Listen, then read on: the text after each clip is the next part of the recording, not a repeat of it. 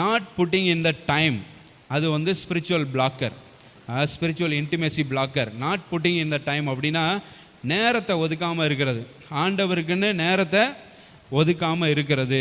So husband and wife ரிலேஷன்ஷிப்லேருந்து சொல்லணும்னா, கணவன் மனைவி உறவுலேருந்து சொல்லணும்னா, good marriage is not built in அ டே.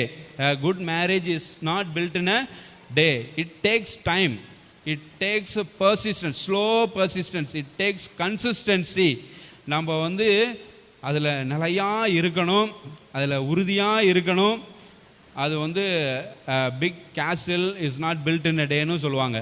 பெரிய அரண்மனையை ஒரே நாளில் கட்டிட முடியுமா? பெரிய அரண்மனையை ஒரே நாளில் கட்ட முடியாது. அது ஒரு சில மாதங்கள் ஆகும், ஒரு சில வருஷங்கள் ஆகும். ஸோ அதே மாதிரி தான் ஆண்டவரோடு கூட உள்ள அந்த நெருக்கம் ஒரே நாளில் வந்துடாது. ஒரே நாளில் நீங்கள் வந்து ஒரு 5 மணி நேரம் அப்படி உட்காந்துட்டு நான் ஆண்டவரோட நெருக்கமாயிட்டேன் அப்படின்லாம் என்ன பண்ண முடியாது, சொல்ல முடியாது.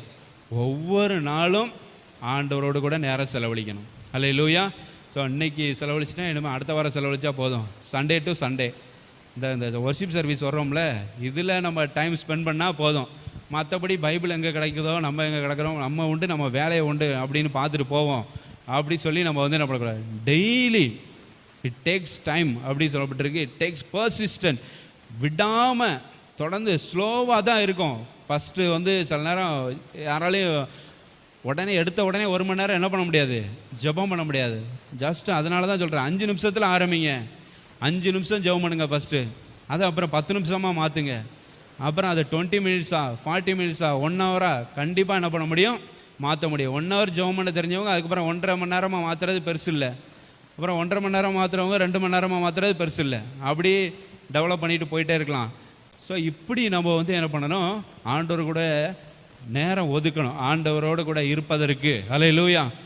அப்போ வந்து ஒரு மேரேஜ், நல்ல ஒரு மேரேஜ், நல்ல ஒரு கப்புள், அவங்க நெருக்கமான ஒரு கணவன் மனைவி அப்படின்னா அவங்க நேரம் எடுத்து ஒருத்தருக்கு ஒருத்தர் பேசணும், ஒருத்தரை ஒருத்தர் நல்லா அறிந்து கொள்ளணும், ஒருத்தரை ஒருத்தர் நல்லா தெரிந்து கொள்ளணும், ஒருத்தரை ஒருத்தர் நல்லா புரிந்து கொள்ளணும். இதெல்லாம் வந்து ஒரே நாளில் என்ன பண்ணாது, நடக்காது. அதே மாதிரி தான் கர்த்தரையும் ஒரே நாளில் என்ன பண்ண முடியாது, நம்மளால் தெரிந்து கொள்ள முடியாது. 3 வருஷம் பைபிள் காலேஜ் படித்தா கர்த்தரை தெரிந்து கொள்ளலாமா ஃபுல்லாக? பைபிள் காலேஜ் படிக்கிறதுனால கர்த்தரை ஃபுல்லாக வந்து என்ன பண்ண முடியாது, தெரிந்து கொள்ள முடியாது. ஸோ அது நம்ம டே டு டே லைஃப்பில் டெய்லி ரொட்டீனாக வந்து என்ன பண்ணணும், அது இருக்கணும். தினமும் நேரம் ஒதுக்க வேண்டும். ஆண்டவர் கூட நேரம் ஒதுக்கிறது.